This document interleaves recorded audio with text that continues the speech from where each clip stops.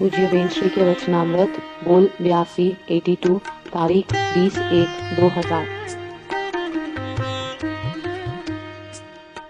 नमो अर्यंताणम नमो सिद्धाणम नमो आयर्याणम नमो उवज्जायाणम नमो लोये सवसावणम नमो समय साराय स्वानुभूत्या चकास्ते चित्त भावाय भावाय सर्वभावांतरचिले मंगलम भगवान वीरो मंगलम गौतमो गणि मंगलम कुंद कुंदार्यो जैन धर्मोस्तु मंगलम सर्व मंगल मांगल्यम सर्व कल्याण कारकम प्रधानम सर्वधर्माणम जैनम जयतु शासनम ओंकार बिंदु संयुक्तम नित्यम ध्यायन्ति योगिनो कामदम मोक्षदम चैव ओंकाराय नमो नमः। पूज्य बेन श्री के वचनामृत 82 नंबर 82। હું તો અરીસાની જેમ અત્યંત સ્વચ્છ છું. વિકલ્પની ઝાડથી આત્મા મલિન ન થાય. હું તો વિકલ્પથી જુદો નિર્વિકલ્પ આનંદ ગન્ન છું. એવો ને એવો પવિત્ર છું. એમ પોતાના સ્વભાવની જાતિને ઓળખ. વિકલ્પથી મલિન થઈ મલિનતા માની ભ્રમણામાં છેતરાઈ ગયો છો. અરીસાની જેમ જાતિએ તો સ્વચ્છ જ છો. નિર્મળતાના ભંડારને ઓળખ તો એક પછી એક નિર્મળતાની પર્યાયનો સમૂહ પ્રગટશે. અંદર જ્ઞાન ને આનંદ આદિની निर्मलता ज भरेली है. ये 82 नंबर का बोल हुआ. ये भी वेद ज्ञान का है. कल जो आया था उस पर टीका दृष्टांत दिया था. वापिस यहाँ पर वेद ज्ञान के लिए दर्पण का दृष्टांत दिया है. किस प्रकार से प्रयोग करना कि मैं मलिन हो गया ऐसा मत मानना. स्वभाव में कोई गड़बड़ नहीं हुई है. मूल स्वभाव ओरिजिनल ऐसा का वैसा है. जैसे सोने के दागिने कितने ही बनाओ, इसमें से रिंग बनाओ, बैंगल बनाओ, मंगलसूत्र बनाओ, सोना कभी पीतल नहीं होता है. सोना सोना ही रहता है. सोने की जाति नहीं बदलती है. आकार बदल गया, उसका दिखने का जो है ढंग वो बदल गया, रूप रंग बदल गया. बाहर का हार था तो बैंगल हो गया, ऐसा हो सकता है. लेकिन ऐसा कभी नहीं हुआ कि इतना सारा चेंज हुआ तो अभी तो सोना पीतल हो गया होगा. ऐसा नहीं बनता. सोना सोने रूप में रहता है. सोने को कीचड़ में भी देखोगे तो भी काट नहीं लगता है. सोना ऐसा का ऐसा, उसमें से ही बाहर निकल गए तो जितना वजन है उतना पूरा पैसा आता है प्योरिटी के हिसाब से. सोना कीचड़ में रहा इसलिए मलिन हो गया, नहीं ऐसा नहीं है. इसी प्रकार यहाँ कहते हैं माता जी कि प्रयोग कैसे करना चाहिए आत्मा को पहचानने का. शर्त तो पहली शर्त तो पूरी करना ही पड़ेगा. कौन सी? अवलोकन वाली. कि अवलोकन से पुरुषार्थ करके अपने दोषों को देख करके सबसे पहले एक निर्णय करना पड़ेगा कि अब मुझे आत्मा चाहिए और कुछ नहीं चाहिए. संसार की रिद्धि सिद्धि मुझे नहीं चाहिए. ऐसे तमाम प्रकार से बाहर से उपयोग हटा जाए. पूरा संपूर्ण उदासीनता आवे. थोड़ा भी कहीं भी सुख न लगे. दुख में तो सुख लगे ही नहीं किसी को, लेकिन संसार के सुख उसमें भी किसी को ऐसा नहीं हो कि थोड़ा भोग लूं बाद में करूंगा आत्मकल्याण. ऐसा भाव तक न हो अंदर में. इतना क्लियर अभिप्राय हो जिसको जन्म मरण से छूटने का ध्येय बनाया है, उसके लिए आत्मा को देखना है, ऐसा निश्चय कर लिया है. उसको कैसे करना हो, इतनी तैयारी तो करके आना है. ये प्रयोग करें जब फिर उसको आत्मा को देखने के लिए मैं तो मलिन हो गया, मैं न जाने कितने पाप किए हैं, कैसा किया है, वो किया है, वो नहीं चलता है. यहाँ जब आत्मा को देखना है तब वो बातें नहीं है. तब तो फिर यही बात है कि मैं मलिन हुआ ही नहीं हूँ. अनंत काल से कई प्रकार के पाप पुण्य के भाव किए होंगे, किए हैं, बहुत भटका हूं. लेकिन आज जब मेरे स्वभाव को देखता हूं तो सिद्ध भगवान में और मेरे में अंश मात्र भी, थोड़ा भी फर्क नहीं है। मैं ही सिद्ध भगवान हूँ। ऐसे करके मुझे किसी की आराधना नहीं करनी है, मुझे मेरे आत्मा की ही आराधना करनी है। सजात्म स्वरूप सर्वज्ञ देव परम गुरु, मुझे इस गुरु की आराधना करनी है। यही मेरा देव है, चैतन्य है, वही मेरा देव है। मतलब मैं ही मेरा देव हूँ, मैं ही मेरा गुरु हूँ, और मैं मलिन हुआ ही नहीं हूँ। वर्तमान में परिणाम को देखता हूँ तो गड़बड़ हो सकती है। विकल्प बहुत सारे हैं, राग द्वेष के विकल्प हैं, और जब आत्मा को देखने का बात रहती है तब तो विकल्प एक ही रहता है। आत्मा के गुणगान के विकल्प रहते हैं। थोड़ा उससे और पिछला तो गुरु की महिमा आती है कि गुरु ने मुझे ऐसा स्वरूप बताया, मैं मुझे पता ही नहीं था, तो गुरु की महिमा है। ये दो ही विकल्प ज्यादातर रहते हैं।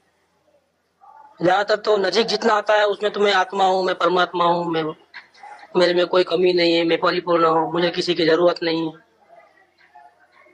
मैं तो ज्ञान का भंडार हूँ, ऐसे ऐसे विकल्प आते हैं। वो विकल्प भले आत्मा संबंधी है तो भी राग वाले विकल्प है। तो यहाँ कहते हैं कि विकल्प भले ही हो, वो किसमें है? पर्याय में है। चाहे पर के हो चाहे स्व के हो, विकल्प तो विकल्प है। वो मलिनता है वहां पर। जब तक विकल्प है तब तक प्रत्यक्ष देखना नहीं है, प्रत्यक्ष दर्शन नहीं है, तो परोक्षता में विकल्प चलते हैं। जब स्वरूप प्रत्यक्ष दिखेगा, जब आत्मा वर्तमान ज्ञान का उपयोग आत्मा में डूब जाएगा, जब तब तो विकल्प एक भी नहीं होगा, फिर तो आनंद ही आनंद है। मतलब विकल्प ने आनंद को रोक के रखा है, ये समझ के चलो। फिर वो कौन सा भी विकल्प हो, चाहे आत्मा संबंधी हो तो भी। लेकिन वो पर्याय में, वर्तमान हालत में जब तक विकल्प है तब तक आनंद की उत्पत्ति वहां नहीं है। उसी वक्त जब ऐसा बाहर में ऐसा हो रहा है, उसी वक्त मेरे स्वभाव में क्या पड़ा है कि स्वभाव में तो एक भी विकल्प नहीं है, और स्वभाव में दुख नाम की चीज नहीं है। संपूर्ण आनंद, अनंत आनंद भरा पड़ा है। पर्याय में भले ही आनंद नहीं आता हो क्योंकि विकल्प है, अभी मौजूदगी है उसकी, लेकिन मेरे स्वभाव में तो अभी इसी वक्त भी मैं तो पूर्ण हूँ। मेरे में थोड़ा भी अशांति, गड़बड़, मलिनता थोड़ी भी नहीं है। मैं तो अरिसे की जैसा दर्पण के माफिक अत्यंत स्वच्छ हूँ। अरिसा जैसा दर्पण स्विच स्वच्छ रहता है तो इसमें पूरे प्रतिबिंब गिरते हैं।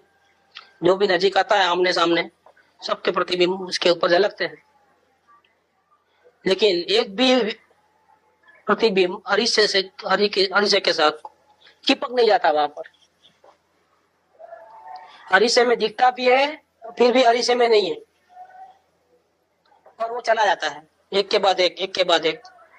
जो सामने रहता है वो उसका फोटो पड़ता है, जो सामने नहीं, जरा हटते ही वो अरिसा का दूसरा प्रतिबिंब पड़ जाता है। मतलब एक भी विकल्प वहां चिपकता नहीं है, जैसा जीभ का ऐसा एक भी स्वाद वहां टिकता नहीं है। वापिस कोरे की कोरी, निर्लेप।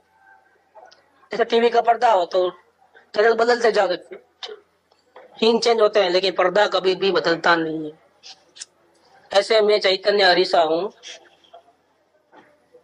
मेरा स्वभाव है जानना देखना, और वो स्वभाव सत्य प्रकाशक शक्ति वाला है। मैं मेरे ज्ञान के उपयोग में मैं मेरे को भी जान सकता हूँ, और जो सामने आया उसको भी मैं जान सकता हूँ। ऐसा सहज शक्ति होने से सहज परिणमन है कि मेरे को कोई बोझा नहीं उठाना पड़ता है जानने के लिए। किसी भी चीज को जानने के लिए कितनी मेहनत लगती है।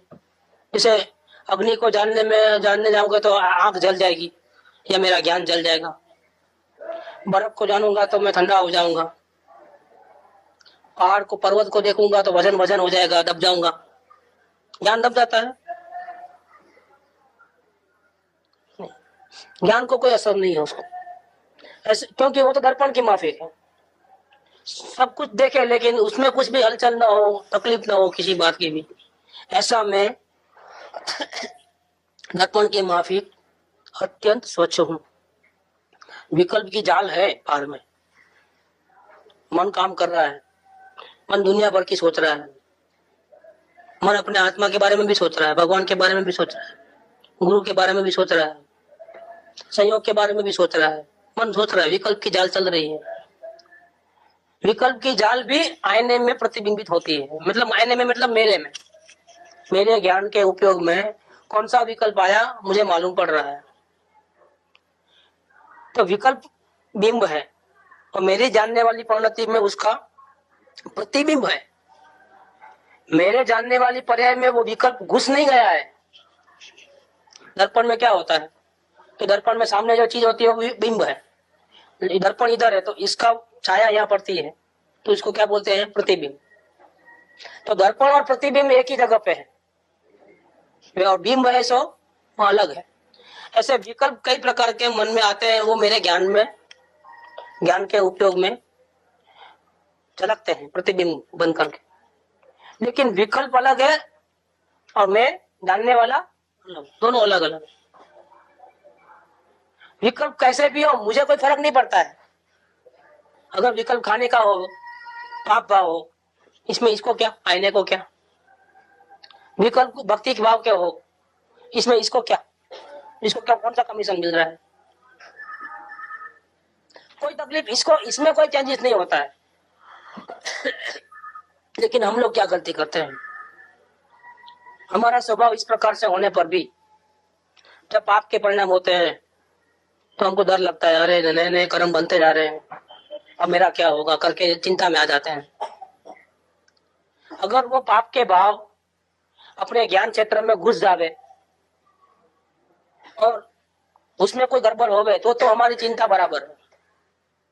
लेकिन वो तो पाप के भाव है, वो अपने स्वरूप से बाहर है और स्वरूप में तो इसका सिर्फ फोटो आता है कि मुझे ऐसा भाव हुआ।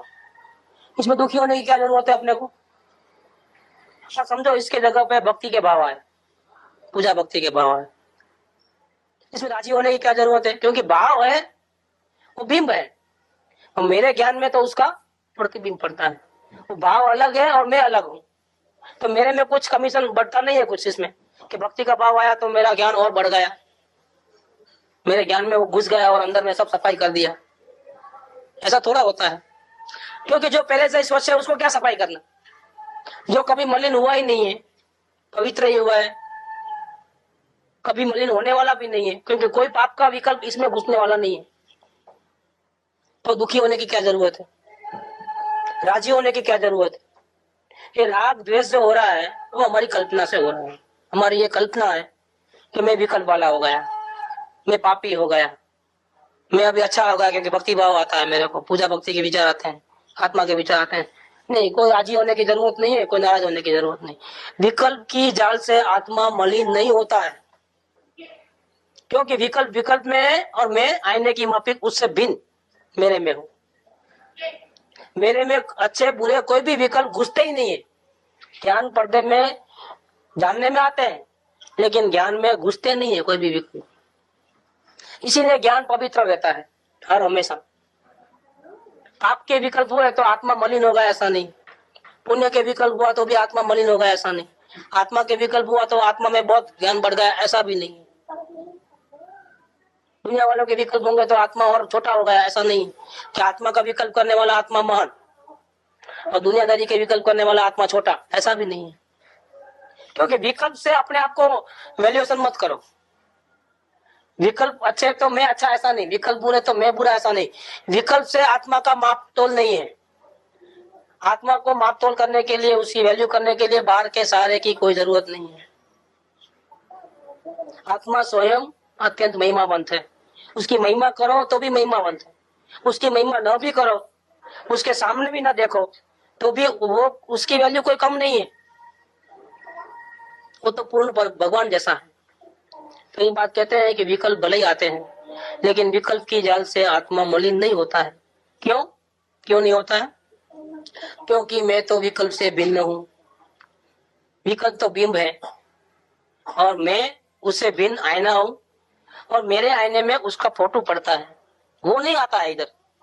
इसलिए हम दोनों अलग ही अलग रहते हैं। तो विकल्प अलग, मैं अलग। मेरे को चिंता करने की, राजी होने की, दुखी होने की कोई जरूरत नहीं।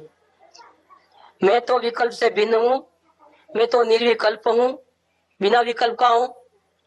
क्योंकि विकल्प तो बाहर है ना मेरे से, और आईना कैसा है? बिना बिंब वाला, बिंब बिना का, प्रतिबिंब वाला ही है। लेकिन प्रतिबिंब को वस्तु थोड़ी है। तो विकल्प बार और ज्ञान कैसा है? निर्विकल्प, मतलब बिना विकल्प वाला। उसमें कोई विकल्प नहीं है, मेरे में कोई विकल्प नहीं है, मैं निर्विकल्प हूं। और विकल्प है तो वहां अशांति है, और या विकल्प नहीं है तो मैं आनंद घन हूं, मैं शांति का सागर हूं। ऐसे विकल्प से मैं घबराने वाला नहीं हूं। बहुत घबरा लिया, क्या अनादि संसार कैसे बढ़ा? हमारा संसार कैसे बढ़ा? कि जो जो पल बाहर में हुई वैसा वैसा ज्ञान अपने ज्ञान में झलका उसका बिंब, और हमने ऐसा मान लिया। जैसे हमको एक पुरुष का खोखा मिला तो हमने हमारे ज्ञान में उसका फोटो आया, तो हमने क्या किया? मैं ज्ञान बीन हूं ऐसा नहीं मान करके मैं पुरुष हूं ऐसा मान लिया। स्त्री का खोखा मिला तो अपने को स्त्री मान लिया, काला है तो काला मान लिया, गोरा है तो गोरा मान लिया, ठिंगना है तो ठिंगना मान लिया, ऊंचा है तो ऊंचा मान लिया। किसी ने नाम रख लिया तो वैसा मान लिया। न नाम मेरे में है, न रूप मेरे में है, न शरीर मेरे में है, न संयोग के दुख मेरे में है, न संयोग के सुख मेरे में है। मैं तो जानने वाला हरीसा हूं। कोई न मेरे में आया है, न कोई मेरे से गया है बाहर। आईने में प्रतिबिंब गया, बिंब गया ही नहीं तो बाहर कैसे निकलेगा? मेरे में कुछ आया नहीं है, मेरे से कुछ बाहर गया नहीं है। मैं वैसा का वैसा आईने के माफिक बिल्कुल शुद्ध पवित्र रहा हूं। विकल्प आए गए, विकल्प में सब फेरफार किस में हुआ? बाहर में। मेरे में कोई आया नहीं है, कोई गया नहीं। इतना भिन्नत्व अपने को कभी नहीं माना हम, इसलिए हम हर जगह थकते गए। अपने स्वरूप को नहीं पहचाना, नहीं जाना, तो हर घड़ी में राजी हुए, घड़ी में दुखी हो गए, तो संसार बढ़ाते गए। ये सब गलती क्यों हुई?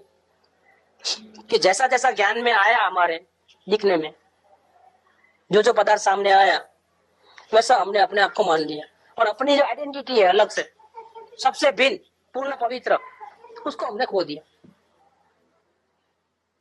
नहीं तो हम कभी नरक में गए ही नहीं थे, हम कभी स्वर्ग के देव बने ही नहीं थे, हम मनुष्य थे ही नहीं, अभी भी नहीं है। हम तो आत्मा ही है, जानने देखने वाले। हमारे स्वरूप में कोई चेंज नहीं आया है कि नहीं आत्मा नरक में गया तो नारकी हो गया, स्वर्ग में गया तो देव हो गया, मनुष्य गति में आया तो मनुष्य हो गया। ऐसा आत्मा का स्वरूप नहीं है।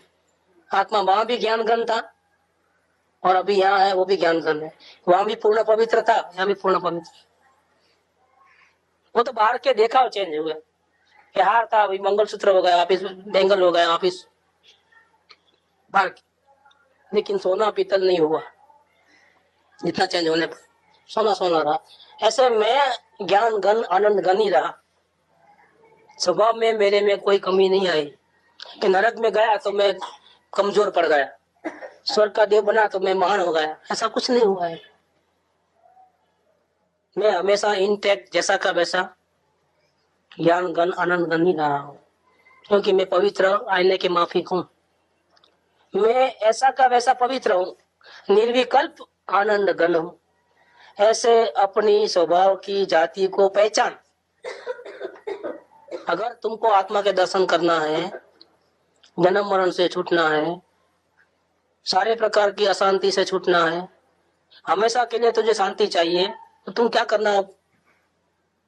तुम अपने स्वभाव की जाति को पहचान।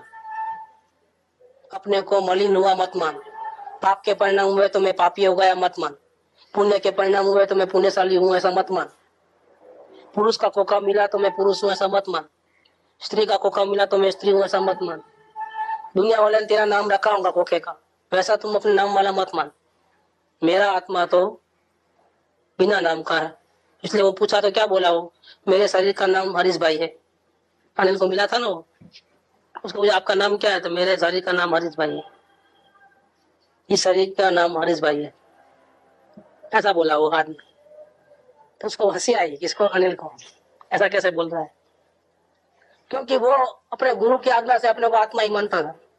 बोले अभी देखा हो नहीं देखा हो अलग बात है, लेकिन उसको भिन्नता तो ज्ञान में थी कि मैं तो आत्मा जुदा हूं और एक कोका जुदा है। इस प्रकार से कहते हैं कि तू अपने स्वभाव की जाति को पहचान। विकल्प से मलिन हो गया हूं, राग देश के विकल्प मेरे में बहुत हो रहे, इसलिए मैं मलिन हो गया हूं। ऐसे मलिनता मान करके अपने को छोटा, पामर, पापी, क्रोधी, मिथ्यादृष्टि, अज्ञानी मान करके ब्राह्मणों में ये कल्पना करके अपने को गालियां दे करके अपना डिवेल्यूशन करके तुम धोखे में आ गए हो। क्या तुमको ठग लिया है? किसने ठगा है? अपनी कल्पना ने ठगा है, किसी ने और ने नहीं ठगा है। हमने ही आंखें बंद कर ली, हमने ही अपने स्वरूप को नहीं समझा, धोखे में आ गए। आईने में अपनी देख करके हम चिल्लाने लगे, अरे अरे आईना जल रहा है, जल रहा है, जल रहा है। आज तो मैं क्या हुआ था, आईना जलता ही नहीं था, लेकिन हम रोने लगे, बचाओ बचाओ बचाओ, पानी डालो, आईना जल रहा है। क्या तो कुछ नहीं हुआ था, बेकार की मेहनत की, उठा पटक की, बेकार का चिल्लाया, कुछ हुआ ही नहीं था मेरे में। ऐसा अपने स्वभाव को नहीं पहचान करके मैं मलिन हो गया, ऐसा मान करके धोखे में आ गया। अच्छा तुम पापी हो, तुमने इतने पाप किए, अब एक काम करो, इतना दान दे दो। क्या ठग लिया? किसी ने ऐसा नहीं कहा कि भैया पाप के परिणाम भले ही हुए हैं, नहीं हुए ऐसी बात नहीं, लेकिन तेरे में नहीं हुए, तुम तो भगवान हो। किसी ने भी कहा अपने को भगवान? कहीं भी गए तो तुम तो कैसे हो, पापी हो, गुस्से वाले हो, ऐसा कहा। हमारे को पर्याय दृष्टि से देख, तेरा स्वभाव अच्छा नहीं है, चलो हटो यहाँ से, मुझे तेरा काम नहीं है। ऐसा हमको जहां गए तो धुतकारा गया, और हमने भी ऐसा मान लिया अपने आप। सारे सब लोग बोलते हैं मेरे को ऐसा, तो मैं ऐसा ही होगा। क्या कि एक आदमी गलती करे, दूसरे आदमी गलती करे, सबके सब मेरे को ऐसा बोलते हैं कि तुम पापी हो, तुम पुरुष हो, सब लोग ऐसा बोलते हैं। शायद मैं ही गलती में हूं, किसी ने कहा ही नहीं कि भगवान हो। और इसने में इतने लोगों में कोई ऐसा ज्ञानी पुरुष मिल गया गुरुदेव जैसा, उनके पास कहा पुण्य के चमत्कार से पहुंच गया समझो उनकी सभा में, और उन्होंने अपने को भगवान कहा। क्या कहा कि भैया तुम मनुष्य मत मानो अपने आप को पापी मत मानो, अपने आप को राग द्वेष वाला मत मानो, तुम तो वितराग स्वरूप भगवान आत्मा हो, तुम भगवान हो। तो शंका हो गई, सब सारे दुनिया पागल है क्या मुझे पुरुष कहती है, कैसे भगवान हो सकता हूँ मैं? गले से बात उतरती नहीं है नीचे। मैं इतना पाप करने वाला, इतना चोरी, लूट, झूठ, बात बात में झूठ बोलने वाला, और मैं भगवान कैसे हो सकता हूँ? हमको भगवान कहने वाले के ऊपर हमको शंका कुशंका हो गई। भले हम उनके सामने कुछ बोल नहीं पाए, लेकिन अंदर में तो शंका बनी रही। कौन सी? नहीं नहीं, भले बोलते हैं, लेकिन मैं भगवान कैसे हो सकता हूँ? विश्वास नहीं आया, जिनका विश्वास करना था उस पर विश्वास नहीं आया, और जिनका विश्वास करने जैसा नहीं था वो खुद ही धोखे में थे। उन्होंने जैसा कहा ऐसा अपने को मान लिया हमने। नहीं, कैसे सुविधा है, जब हमको जगाने वाले मिले तो भी हम जागे नहीं, हमको भगवान कहने वाले मिले तो भी हमने अपने आप को भगवान नहीं स्वीकार किया। ये अज्ञानता कितनी बढ़ गई थी, नहीं तो आदमी चौंक जावे कि मैं इतने पाप करने वाला हूँ, फिर भी ये मुझे भगवान क्यों कहता है? तो मेरे को समझ में नहीं आता, मैं पूछूं तो सही कि आपने क्यों मुझे भगवान कहा, क्या कारण? मैं तो अपने आप को पुरुष मानता हूँ, स्त्री मानता हूँ, राग द्वेष वाला मानता हूँ, फिर आपने मुझे भगवान क्यों कहा? भगवान तो पूर्ण पवित्र होते हैं, उनमें तो राग द्वेष होते ही नहीं है। तो समझाते, तो अपनी महिमा अपने को आती, लेकिन हमने समझने की तो कोशिश नहीं की। हमने तो उनको बोला बोलते रहते हैं, क्या बड़े आदमी है, उनके सामने क्या बोलना? बाकी मैं तो मनुष्य ही हूँ, पामरी हूँ, मैं भगवान नहीं हूँ। कभी डाउट करके, क्लियर करके जिज्ञासा में प्रश्न भी नहीं पूछे, तो अंदर में शंका बनी रही अपने आप। तो यहाँ ये बात को कहते हैं कि विकल्प को देख करके मैं मलिन हो गया हूँ, मैं मलिन हूँ, ऐसा मान करके अपने को पर्याय दृष्टि से देख करके हम धोखे में आ गए। अनंत काल में हमारी ये कहानी हुई। हम भगवान होने पर भी अपने को पामर मानने लगे। उसमें आगे आएगा वो शेर का बच्चा बचपन से चले जाता है ना मेंढों की टोली में, तो बचपन से उसको आदत पड़ गई मैं बोलने, बचपन से घास खाने की आदत हो गई उसको, अपने आप को भूल गया, अपनी सब ताकत को भूल गया वो। फिर बाद में दूसरा शेर आता है तब उसको समझाता है, फिर वो स्वयं अपने पानी में मुंह देखता है, तब जाकर के वो सुधरता है। ऐसा हम लोग भगवान होते हुए भी संसार में भटकते क्यों हैं? सबसे बड़ा कारण क्या है? एक ही सबसे बड़ा कारण है कि जैसे हम हैं वैसे हम अपने को मानते नहीं हैं। हम है भगवान और अपने को कैसा मानते हैं? पामर, दुखी, सुखी। संसार का अनुकूलता मिले सुखी, संसार के दुख मिले तो दुखी, पाप के परिणाम हुए तो पापी, पुण्य के परिणाम मिले तो पुण्यशाली, पैसा मिले तो पैसे वाले, पैसा लूट जावे तो गरीब हो जाए तो गरीब। देखो ऐसा मानते हैं हम अपने आप। हमने अपने आप को भगवान नहीं माना, नहीं स्वीकार किया, इसलिए हम धोखे में रहे।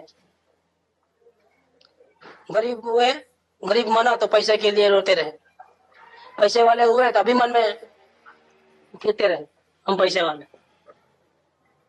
बाहर का नॉलेज बहुत ज्यादा बढ़ गया, इंफॉर्मेशन, तो अपने को विद्वान समझने लगे। नहीं आता है नॉलेज कुछ भी बाहर का तो अपने को पढ़ा लिखा नहीं हूँ, अभण हूँ, मुझे कुछ आता नहीं, ऐसा मानने लगे। हर जगह धोखे में रहे, अपने आइडेंटिटी को हमने सही में पहचाना ही नहीं, इसलिए हम धोखे में रहते रहे, हमेशा दुखी रहे, हमेशा दुखी रहे। अरीसानी जेम जाती है तो स्वच्छ छो, जैसा आईना स्वच्छ है, प्रतिबिंब होने पर भी उसमें कोई प्रतिबिंब घुसा नहीं है, इसी प्रकार से तू भगवान आत्मा अरिषे के माफिक जाति से तो तुम कैसे हो? बिल्कुल पवित्र हो जाति से। निर्मलता के भंडार को पहचान, अंदर में निर्मलता का भंडार है। भंडार माने क्या कि कितना भी निकालो कम नहीं होगा, भरे पड़े हैं भंडार। तो अनंत ज्ञान तो अनंत, ऐसे अनंत गुणों के अनंत भंडार अंदर में है। आप यूज करते जाओ, कभी खत्म ही नहीं होने वाले। जैसे बावली में से पानी निकालो तो खत्म हो जाता है पानी, वापिस नया आ जाता है, अतल में से वापिस नया आ जाता है, कभी खत्म होने का नहीं। ऐसे ही इसके अंदर कितना भी जानो जानो जानो, ज्ञान कभी कम नहीं होगा, अंश मात्र भी कम नहीं होगा। कितना भी आनंद ले लो, आत्मा को देखते देखते आनंद कभी कम नहीं होगा। कभी वो पाताल कुआं आनंद का कभी खत्म होने वाला नहीं है, कि नहीं अनंत काल के बाद तो खत्म हो जाएगा तो वापिस कहीं से मांगना पड़ेगा, नहीं कभी नहीं होगा ऐसा। किसी भगवान इतना आनंद ले रहे आत्मा में से, हर समय में बहुत आनंद हो जा रहा है अंदर में, अनंत आनंद। और हर समय में केवल ज्ञान की पर्याय है, तो कभी अनंत काल के बाद तो कभी खत्म होगा कि नहीं होगा अंदर में ज्ञान। इतना रोज इतना ले रहे हैं, जैसे तेल के कुएं रहते हैं सऊदी अरब वगैरह, इतना तेल सबको सप्लाई करते हैं, तो कभी एक दिन तो आएगा ना, कभी अंदर से तेल नहीं निकलेगा, अंदर सूख जाएगा, सब तेल निकाल दिया बुरा बात, तब क्या होगा? ऐसी चिंता लगती है लोगों को, लेकिन यहाँ चिंता करने की कोई जरूरत नहीं है। अनंत काल तक पूर्ण आनंद निकलेगा हर समय में। इसको भी क्या हो का रस, वो भी फीका पड़ जाता है। वो तो वाणी का महिमा होता है, विनम्र वाणी का, वाणी की महिमा करे आ गया इसमें, आ गया। तो ये कभी खत्म नहीं होने वाला है, ये आनंद अपने आत्मा में इतना भरा है। अब आपकी ताकत चाहिए, उसको देखते जाओ और आनंद लेते जाओ, देखते जाओ आनंद लेते जाओ। आप नहीं लेते हो, आपकी मर्जी है। आपको और कहीं सुख लगता होगा तो भटकते हो तो भटको भैया, आखिर आनंद के लिए तो यहाँ ही आना पड़ेगा, और कहीं ऐसा आनंद मिलने वाला नहीं है। और यहाँ कितना भी देखो कितना भी पालो, कभी खत्म होने वाला नहीं है। अनंत काल तक लेते रहो, पूरा का पूरा आनंद लो, फिर भी कभी भी एक दिन भी ऐसा नहीं आएगा बाद में, भविष्य में, अनंत काल के बाद भी कि अभी खत्म सूख गया सब कुछ, अंदर में कुछ नहीं है, ऐसा नहीं होगा। ऐसा कहते हैं कि निर्मलता के भंडार को तू पहचान। अगर पहचानोगे तो क्या होगा? पहचानते ही तेरा डर निकल जाएगा कि मैं मर जाऊंगा तो, मैं पापी हो गया हूं तो अब मैं क्या करूं, अब मैं कैसे बचूं जन्म मरण के चक्कर से। वो सारे सवाल खत्म, गायब हो जाएंगे। जैसे पहचानोगे ना, सब गायब। मेरे में भाव नहीं है, भाव के भाव भी नहीं है, जाओ। मैं ज्ञान मूर्ति हूँ और मेरे में आनंद भरा पड़ा है। स्वर्ग नरक ये गतियां, ये भाव, ये दुख मेरे में नहीं है। मैं सबसे भिन्न हूँ। मेरे को कोई असर होने वाला नहीं है। न पाप का असर होने वाला है, न पुण्य का असर होने वाला है, न नरक के दुखों का असर होने वाला है, न स्वर्ग के सुखों का असर होने वाला है। मैं बुलेट प्रूफ हूँ। जहां भी जाऊंगा मैं बिल्कुल इंटैक्ट रहूंगा। स्वर्ग में जाऊंगा तो बढ़ नहीं जाऊंगा, नरक में जाऊंगा तो मैं कम नहीं हो जाऊंगा। मैं वैसा का वैसा रहने वाला।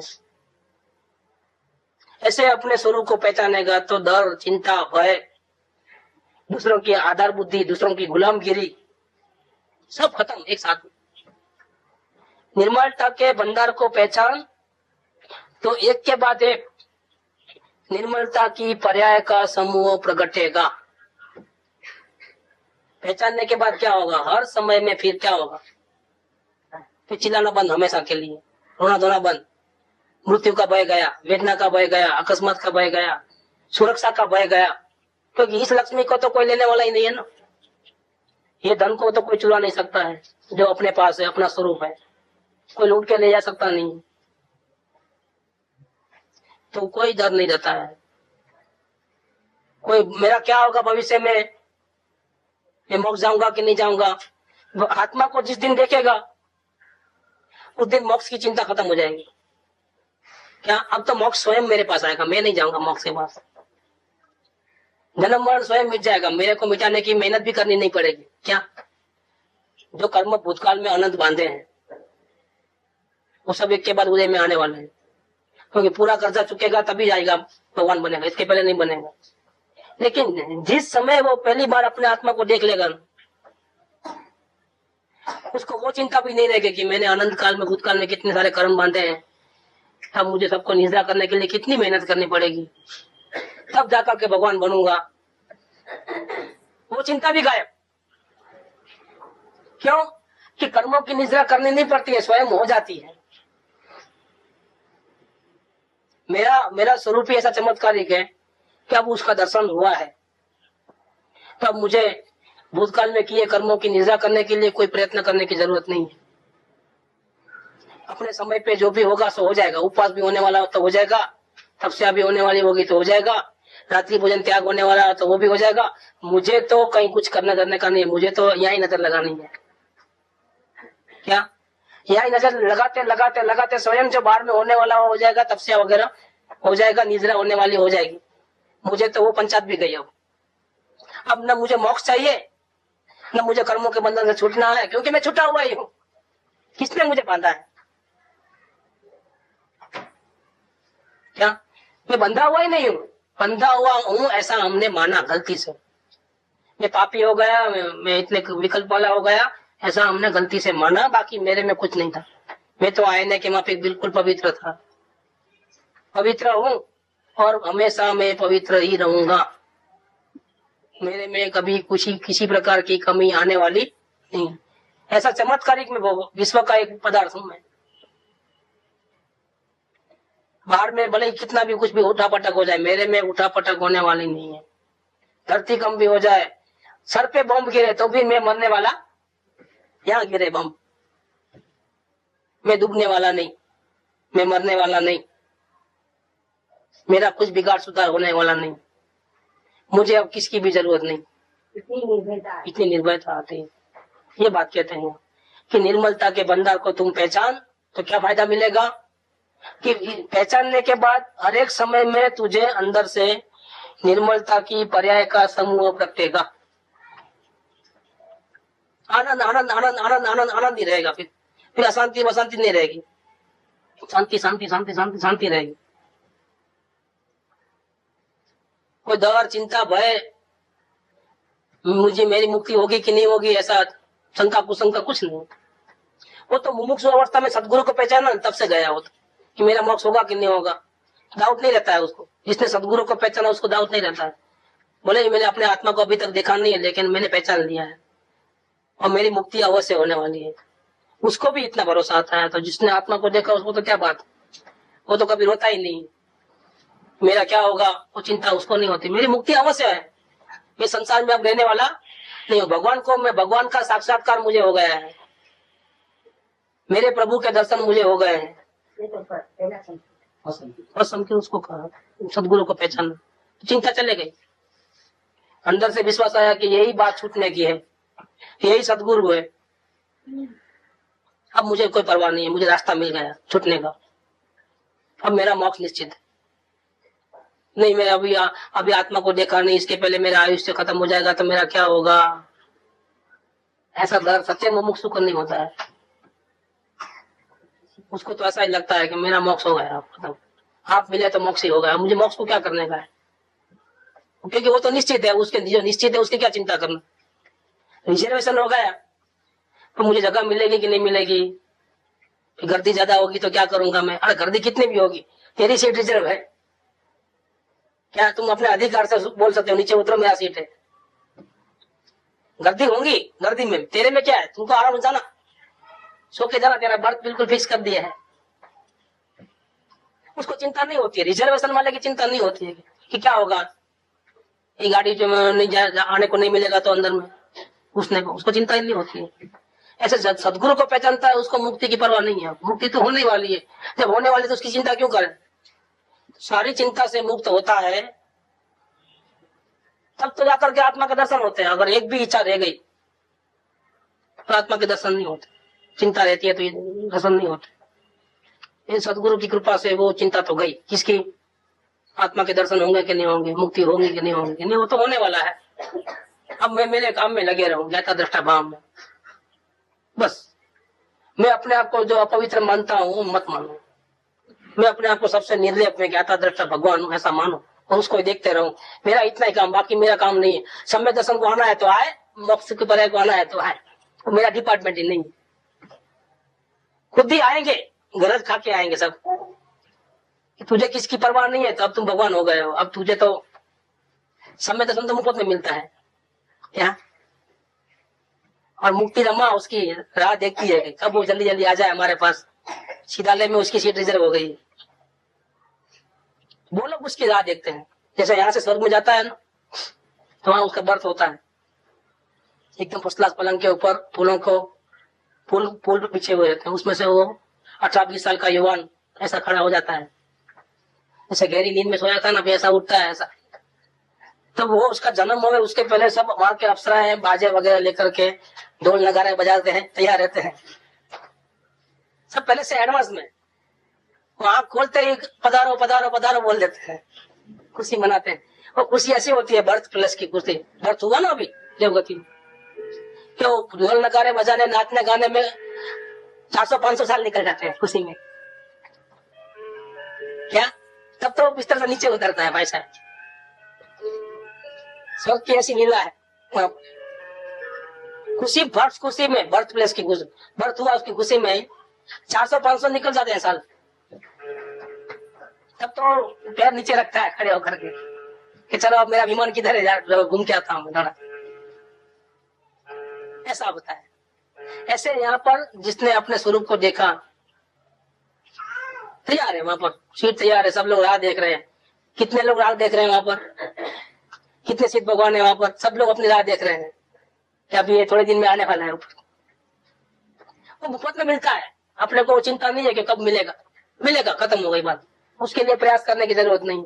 अब तो मैं मेरे भगवान को निरंतर देखता रहूं, अब वापिस धोखे में ना आ जाऊं, वापिस मैं अपने को पर्याय जैसा न मान लू, पामर न मानू, रागी द्वेषी न मानू, विकल्प वाला न मानू, बस इतना ही है। कहीं ये धोखा दोबारा ना आ जाए, बस इतना ही, बाकी कुछ नहीं। निर्मलता के बंदर को पहचान तो एक के बाद एक निर्मलता की पर्याय का समूह प्रकट हो जाएगा। तुझे गंदगी को हटाने की जरूरत नहीं है और निर्मलता को लाने की जरूरत नहीं है। क्या वो भी चिंता तेरे को नहीं करना है कि राग द्वेष कम हो जाए तो अच्छा, ये राग क्यों आ रहा अभी भी मेरे को, ये बार बार गलती क्यों हो रही है, तुझे उसकी चिंता करने की जरूरत नहीं। तू अपने भगवान को देखते रहे, बस दूसरा काम छोड़ दे, बाकी सब ऑटोमेटिक हो जाएगा। गंदगी अपने आप चले जाएगी, राग द्वेष अपने आप कम हो जाएंगे और अनंत ज्ञान अनंत दर्शन अपने आप प्रकट हो जाएगा। तुझे कोई चिंता करने की जरूरत नहीं। अंदर ज्ञान और आनंद आदि की निर्मलता भरी हुई है, निर्मलता के भंडार भरे पड़े हैं। ज्ञान आनंद आदि, ज्ञान आनंद आदि अनंत गुणों की निर्मलता अंदर में भरी हुई है। तुम विश्वास कर बस, तुम अपने मैं परमात्मा हूं ऐसा विश्वास कर ले। एक बार विश्वास करके तुम चुपचाप अपने आप को देखने लग जाए। दूसरा कुछ आगे पीछे सोचना ही नहीं कि मेरा क्या होने वाला है। क्या अभी तो डरता कितना है कि मैं आत्मा को देखने लग जाऊंगा तो मेरी दुकान का क्या होगा, इतना डरता है वो। ये सब कारोबार करना है, सब जिम्मेदारी लेके बैठे हैं तो कौन करेगा, ऐसा कि वो ही करता है सब कुछ। ऐसा डर के मारे इतना वो डिप्रेस कर लिया अपने आप को, इतना डिप्रेस कर लिया है कि दवा की गोली का विश्वास है कि मैं लूंगा तो सुधर जाऊंगा, मेरी बॉडी अच्छी हो जाएगी। लेकिन यहाँ सदगुरु ने जो दवा दिया है वो लेने को घबराता है। मैं लूं लेकिन इधर ध्यान दूंगा तो फिर उधर क्या हो जाएगा, सब बिगाड़ हो जाएगा। अरे तू यहाँ भगवान हो जाएगा उसका क्या, तुझे दुकानदारी करने की जरूरत नहीं पड़ेगी, व्यापार धंधा करने की। यहाँ से जो नेक्स्ट भाव है वो तो स्वर्ग के देव का है। तो कमाना नहीं दमाना नहीं, सिर्फ शांति में खाना पीना मजा करना और कुछ करना नहीं। सर का दर्द कभी नहीं होने वाला है, इतना सब फायदा मिलता है। लेकिन मैं क्या करूं, मैं आत्मा को देख लूंगा तो फिर सब लोग आजाद हो जाएंगे ना, फिर सब अपनी मनमानी करेंगे। तो रहो दुखी, मत देखो आत्मा को। तुमको सुख का अभी तो तुम किसी पे आधारित हो, बाद में आधार नहीं लेना पड़ेगा किसी का, तुझे किसी की जरूरत नहीं पड़ेगी। ऐसा रास्ता बताते हैं, लेकिन जिसका भविष्य अंधकार में है उसको ये बात सुहाती नहीं है। संयोग को फिर पार करने की बुद्धि है। उसको वो बात अच्छी नहीं लगती है, गले में नहीं उतरती। उसको लगता है कि मैं आत्मा में लग जाऊंगा तो बाहर में सब फिर गड़बड़ हो जाएगी। क्या फिर मैं निराधार हो जाऊंगा, निसहाय हो जाऊंगा, फिर मेरी कोई पूछेगा ही नहीं मुझे। तेरे को अनंत सिद्ध भगवान बुलाएंगे, तुम चिंता मत कर। तेरा आधार जो बाहर में लेना पड़ता है ना, अभी दूसरे के सहारा लेना पड़ता है ना, वो भी तेरा सहारा लेना की जरूरत नहीं। दुनिया वाले तेरे सहारा लेंगे, तुझे किसी के सहारा की जरूरत नहीं पड़ेगी। तो परम आनंद में तुम रहोगे। लेकिन ये रास्ता गले से नीचे उतरना, सदगुरु की बात का विश्वास नहीं होता। सुखी होना चाहता है लेकिन दुख के कारणों को छोड़ता नहीं है जीव। और सुख जिससे प्रकट होता है ऐसा जो अपना स्वरूप है, उसको देखने के लिए ना अवलोकन करता है ना वेद ज्ञान करता है। नहीं करना है, क्यों नहीं करना है, मेरा संसार लूट जाएगा। तुम राजी कुल संसार में रहना है तो भैया भटको तुम, अभी तुझे अनंत काल तक भटकने का बाकी है। अभी तेरी मुक्ति नहीं है। अभी मुक्ति तो उसको मिलती है जिसको सदगुरु के वचन पे विश्वास आता है, जिसको अपने भगवान आत्मा के ऊपर विश्वास है, श्रद्धा है कि मैं अपने आत्मा को देखूंगा तो जरूर तिर जाऊंगा। जिसको विश्वास नहीं है, जो अवलोकन वेद ज्ञान नहीं करता है, संसार के माया जाल में फंसा हुआ है, संसार के कुछ सुख उसको चाहिए, उसको मुक्ति मांगे तो भी नहीं मिलने वाली। इतनी को सस्ती मुक्ति नहीं है जो मिल जाए वैसे। खुद प्रयत्नवान है, खुद भावनावंत है तो ही मिलेगा। भावना खुद की नहीं है, खुद को संसार में रहना है तो कोई ऊपर से दे सकता नहीं, तुम्हारा जबरदस्ती लेके आ सकता नहीं कोई तुझे। तेरी भावना है तो तुम जाएगा, तेरी भावना नहीं है तो नहीं जाएगा। तुमको भटकना है, तुमको संसार की मजा आती है तो रहो उसमें ही। बाकी यहाँ तो अंदर में तो ज्ञान और आनंद की निर्मलता भरी पड़ी है, तुझे कभी चिंता होगी ही नहीं कि मेरा क्या होगा। Total safe. इस प्रकार से यहाँ पर इस बोल के अंदर भगवान आत्मा कितना पवित्र है और कैसे उसको देखना है। विकल्प से मलिन नहीं हुआ है, बेकार का मलिन मान करके दुखी होना छोड़ दे, अपनी महिमा करके इसको ही देख। ये बात कही। सुख धाम अनंत सुसंत चही, दिन रात रहे तद ध्यान मही। प्रशांति अनंत सुधामय जे, प्रणमो पद तेवर तेजयते। प्रणमो पद तेवर तेजयते, प्रणमो पद ते